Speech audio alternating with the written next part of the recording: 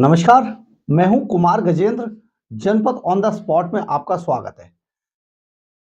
दिल्ली में अरविंद केजरीवाल के right hand जो थे, हम बात कर रहे हैं संजय सिंह की। ये राइट हैंड अब बहुत मुश्किलों में फंसते जा रहे हैं। शराब घोटाले का ईडी ने इन्हें मास्टरमाइंड बता दिया है।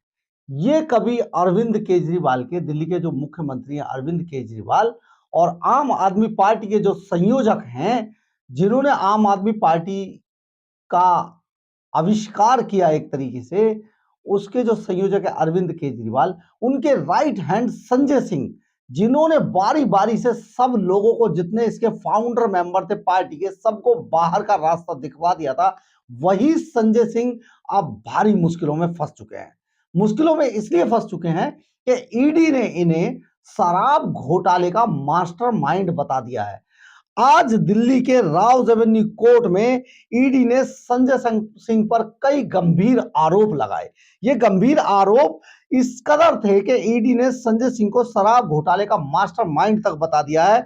ईडी ने शनिवार को राउज एवेन्यू कोर्ट में संजय सिंह की याचिका पर सुनवाई करते हुए कई गंभीर आरोप लगाए हैं, जिनमें उन्होंने कहा है कि जो शराब घोटाला जो बनाया गया था, जो तैयार किया गया था, जो हुआ, जिसकी पूरी रूपरेखा हुई, उसके जो सबसे बड़े मास्टरमाइंड थे वो संजय सिंह ही हैं। इसलिए संजय सिंह किसी भी तरीके से इस लायक नहीं है कि उन पर रियायत बरती जाए, और संजय सिंह के खिलाफ ईडी के पास बहुत सारे सबूत और गवाह हैं। इस बात का भी ईडी ने दावा किया है। ये बड़ी बात है, आप समझिए कि ईडी ने कोर्ट में कहा कि उनके पास संजय सिंह के खिलाफ बहुत सारे सबूत और गवाह हैं, इसलिए ये किसी भी तरीके से संजय सिंह को कम कर आंका नहीं जा सकता है। ईडी ने कोर्ट को बताया है कि आम आदमी पार्टी के सांसद संजय सिंह के कहने पर ही सर्वेश मिश्रा ने पंजाब के शराब कारोबारियों से पैसे लिए थे।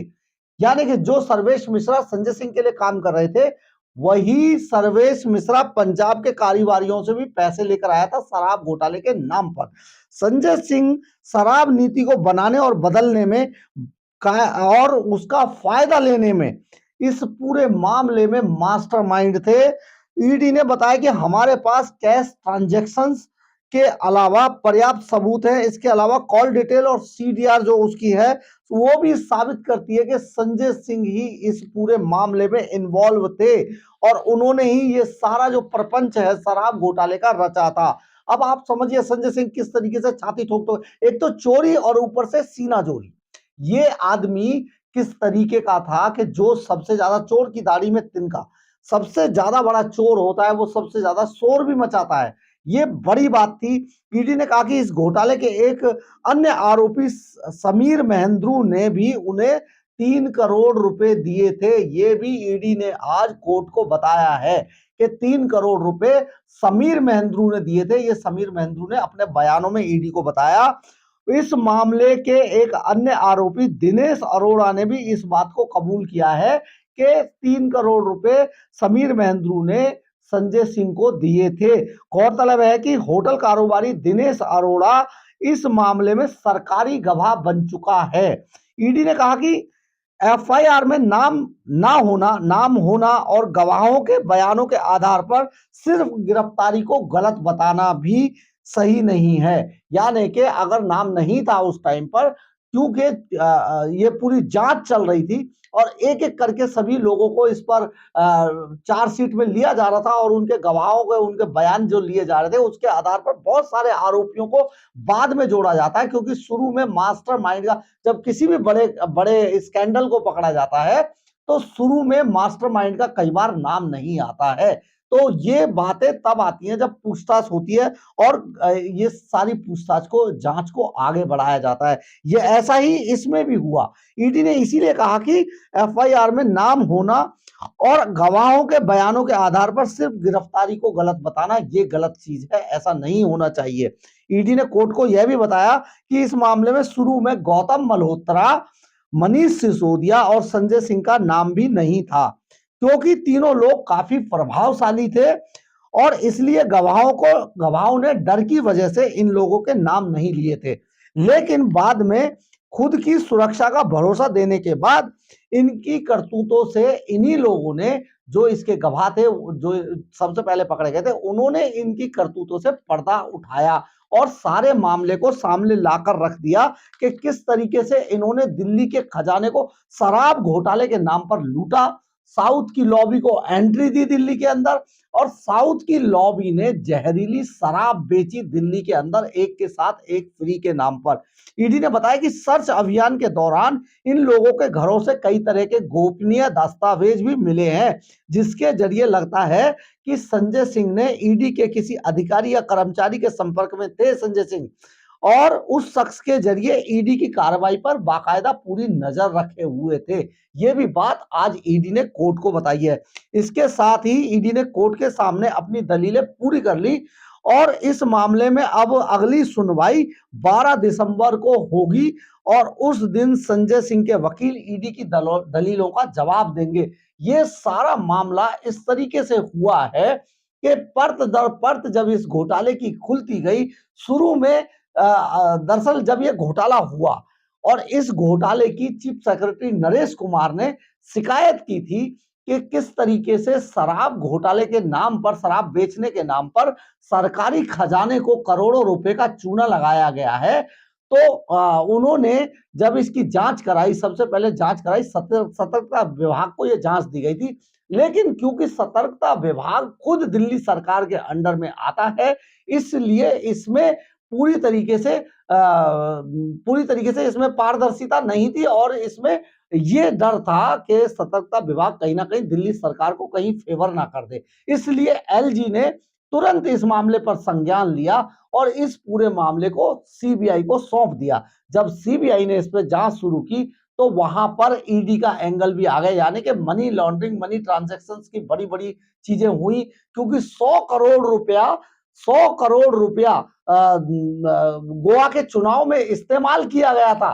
100 करोड़ रुपया, उसका भी इसमें गवाह पता चला कि 100 करोड़ रुपया गोवा में चार्टर प्लेन से पहुंचाया गया, जो के कविता और ये जितने भी लोग वहां पर पकड़े गए थे साउथ लॉबी के, उन लोगों ने बताया कि चार्टर प्लेन से ये पूरा पैसा गोवा भेजा गया था चुनावों में। इसके अलावा 338 करोड़ की जो पूरी ट्रेल है, मनी ट्रेल है, वो मनी ट्रेल मनीष सिसोदिया पर भी खुलती है और उसके भी साक्ष्य और गवाही, सारी चीजें ये साबित कर रही थी कि मनीष सिसोदिया ने भी इसमें बहुत बड़ी भूमिका निभाई थी। इसके अलावा मनीष सिसोदिया के अलावा ये भी पता चला था कि खुद अरविंद केजरीवाल ने भी मोटी रकम ली थी और बार बार उन्होंने चुनावों में इसी तरीके के पैसे का इस्तेमाल किया था। तो ये सारी चीजें, और हम आपको ये भी कहना चाहते हैं कि ये सारा घोटाला और सारी कार्रवाई उस वक्त की गई थी, शर्म आनी चाहिए इस बात को सोचकर भी कि ये उस वक्त किया जा रहा था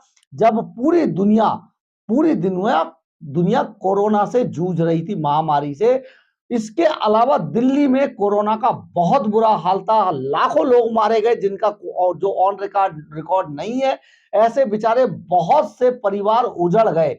उस वक्त दिल्ली का जो बेटा बताया करता था अपने आप को अरविंद केजरीवाल, और जो ये पोते थे संजय सिंह, मनीष सिसोदिया, इसके अलावा और भी कई नाम हैं, जो सत्येंद्र जैन जो खुद स्वास्थ्य मंत्री थे और अपना इलाज कराने मैक्स में गए थे, ये आम आदमी जो सरकारी अस्पतालों को वर्ल्ड क्लास बनाने का दावा करते थे, ये खुद अपने इलाज मैक्स और फोर्टीज में करा रहे थे, लेकिन साथ में जो घोटाला कर रहे थे वो शराब घोटाला था, जो दिल्ली के करीब 125 करोड़ लोगों को, दिल्ली के 125 करोड़ लोगों को जहरीली शराब बांटी जा रही थी।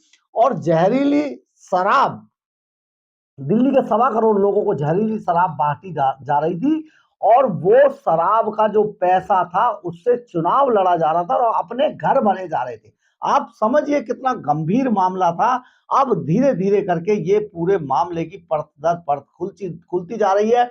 अभी इनका एक और मास्टरमाइंड यानी कि श्रीमान अरविंद केजरीवाल जी अभी बाहर है, ईडी के संबंध से भाग रहे हैं और जिस कारण से जिसका बहाना बनाकर ये ईडी के संबंध से भागे थे, यानी कि 5 राज्यों के चुनावों का बहाना बनाकर, वहां पर नोटा से भी कम वोट मिला है आम आदमी पार्टी को। और इस वजह से ईडी की जो खड़पच्चे जो संघ इनको पकड़ने की जो ताकत है, उन पंजों में और ज्यादा ताकत आ गई है, क्योंकि अरविंद केजरीवाल राजनीतिक रूप से जीरो पे आ गए हैं। जो कहते थे 70 सालों में ऐसी पार्टी नहीं आई, वैसी पार्टी नहीं आई, वो अब जीरो पे आ गए, यानी कि शिखर से सिफर पे आ गए हैं अरविंद केजरीवाल। और अब किसी भी दिन, किसी भी सभा से, किसी भी मीटिंग से अरविंद केजरीवाल को, जो हमारे दिल्ली के माननीय मुख्यमंत्री हैं, उनको ईडी की टीम घसीटते हुए लेकर जाकर तिहाड़ जेल में फेंक देगी। ये बड़ी बात आपको बता रहे हैं। और ये जो संजय सिंह थे, जो उनके राइट हैंड थे, जिन्होंने मैडम सीएम का आविष्कार किया था शीश महल के अंदर, वो अब बुरी तरीके से फंस चुके हैं और फिलहाल उनकी बाहर निकलने की कोई उम्मीद नहीं है। तो देखना ये होगा कि अब 12 दिसंबर को इसके आगे जो रावजवनी कोर्ट की जो अदालत है, उसमें आगे की कार्रवाई कहां तक पहुंचती है। अगर आपको मेरी खबर अच्छी लगी हो तो आप इसे लाइक, सब्सक्राइब और शेयर जरूर कीजिएगा। कमेंट्स बॉक्स में अपनी राय जरूर लिखिएगा, इससे हमें ऊर्जा मिलती है। जय हिंद, जय भारत।